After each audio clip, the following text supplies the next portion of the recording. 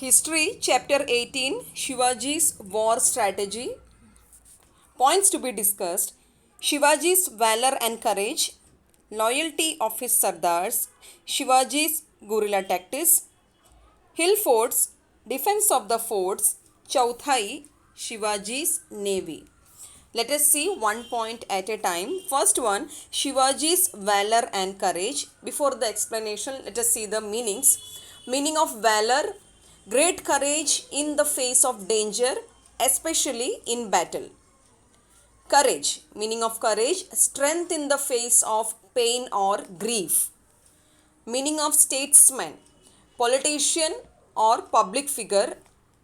Meaning of diplomacy: profession, activity or skill of managing international relationship. So explanation is here. At the age of 15, he became the king of Maharashtra. He died at the age of 50. In 35 years of lifespan, he never rested. He faced many difficulties and threats while establishing Hindavi Swaraj. He has conducted so many successful campaigns. His life was full of battle with enemies. There were many such occasions where he thought wisely and took a suitable decision as a statesman, as a politician, as a public figure. He took a wise decision, good decision. Yes, he was not only a brave warrior but a good statesman. When he thought that force will prove useless, he used diplomacy. Let's recall some incidents. Once Shivaji met face to face and killed Afzal Khan. You have learnt in the previous chapter. In a dark, heavy, rainy night, he escaped from the siege of Siddhi Johar. I hope you remember. He fought Shaiste Khan in a bold attack in a dark night. Last one, with great daring, he escaped from Aurangzeb's prison, escaped from Agra. Truly, he was devoted to his kingdom. So, students, I hope this point is clear. Let us see the next point: loyalty of his Sardars. In this paragraph, the names of some Sardars are mentioned who devoted their life to Shivaji Maharaj. Let us do a quick recap. As you know, Shivaji Maharaj was a brave, fearless warrior. He molded his loyal Sardars like him. Even those Sardars has love, affection and respect towards Maharaj. They were ready to sacrifice their life before him. Yes or no? They were ready to sacrifice their life for him, even for the Hindavi Swaraj. Let us see who were they. Let us see what names are mentioned here. First one, Veerbaji Pasalkar. Then Kanhoji Jedhe, Firangoji Narsala, Siddhi Hilal and his son Baji Prabhu, Tanaji Malusare, Senapati Prataprao Gujar, Hambir Rao Mohite, Sena Nayak Siddhoji Nimbalkar. Many other such examples of dedication you can see in the history of Maharashtra. These are very few names, but there are many other people who laid their life for Maharashtra. So students, I hope this point is clear to you. Let us see the next point: Shivaji's guerrilla tactics.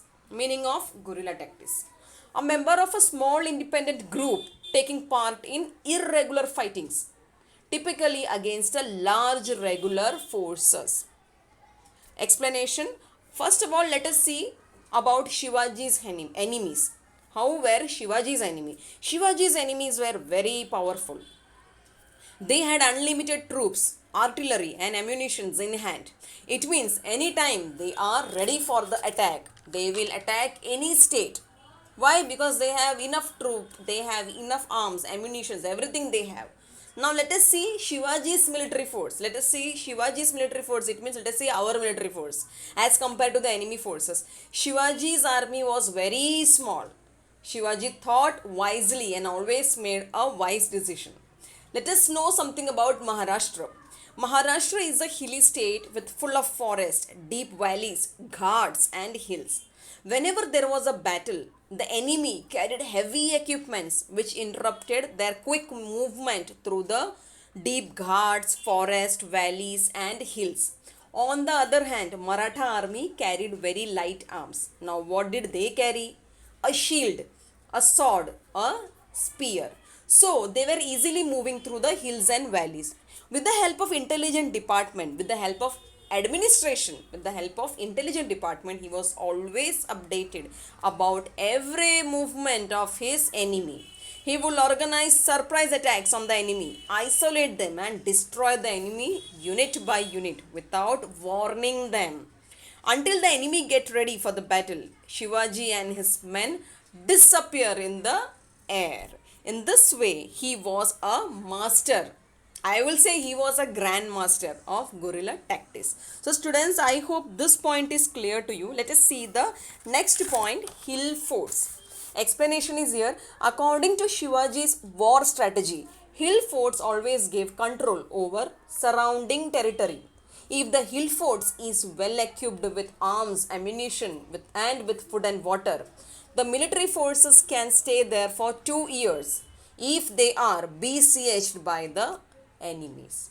They can always be safe at the hill fort. This was the strategy of Shivaji, establishing his capital first at Rajgarh and then at Raigad.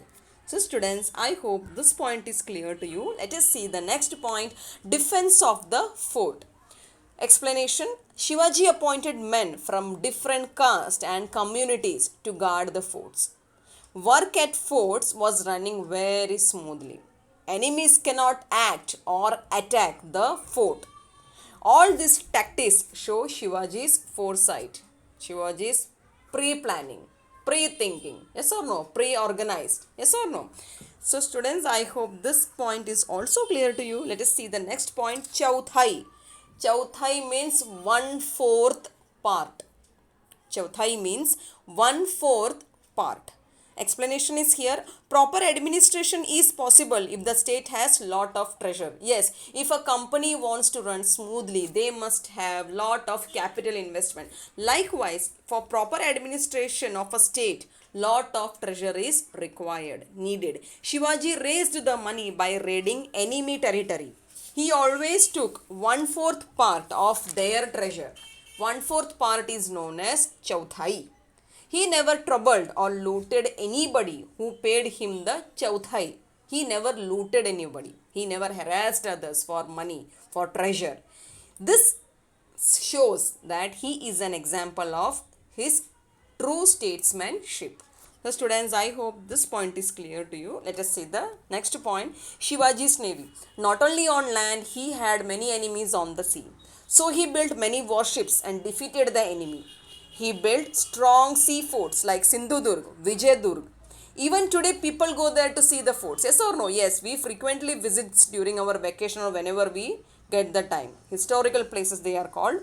There were so many threats to his kingdom. Still, he managed to protect the people and the Hindavi Swaraj. So students, this shows his valor and statesmanship were the main reason for his success.